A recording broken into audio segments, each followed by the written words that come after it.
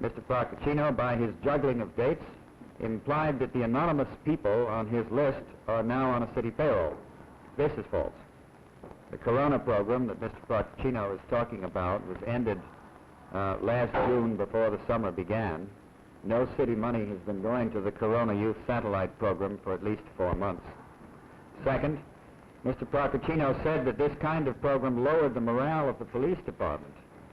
The fact is that it was developed with the help of local police precincts themselves, who recommended trouble youths with leadership potential to be worked with, in the words of a police department memo of April 24, 1967, to engage youthful energies in useful pursuits.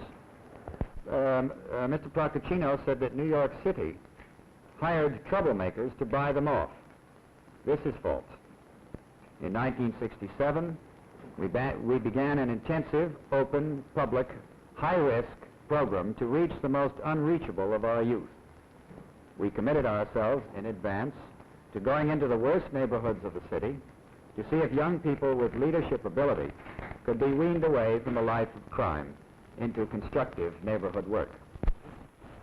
Mr. Procaccino wants to smear this crime-fighting effort.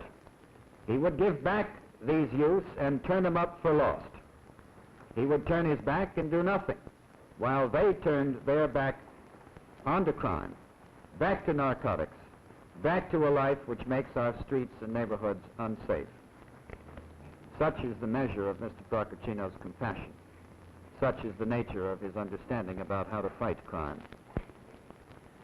That regardless of what Mr. Macklin may find in his investigation, you're convinced that the basic program is right and that this city is going to go ahead with hiring people or youths who may have had criminal records in the past?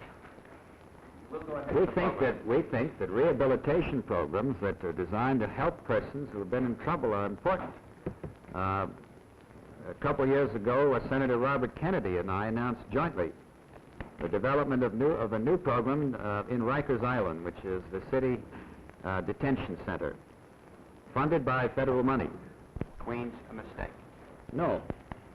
There are young men there. That was one of that particular Corona program, out of all the ones that we've had in the city, was one of the most difficult.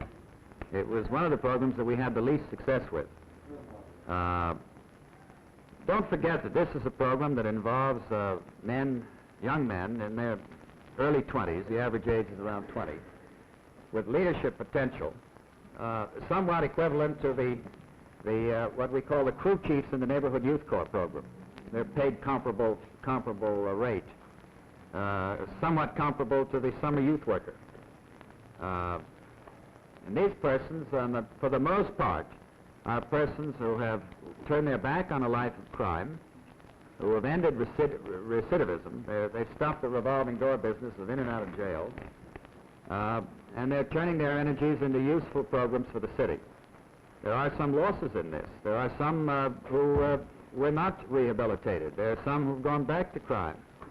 This doesn't mean that you simply end all programs to rehabilitate kids who are in trouble.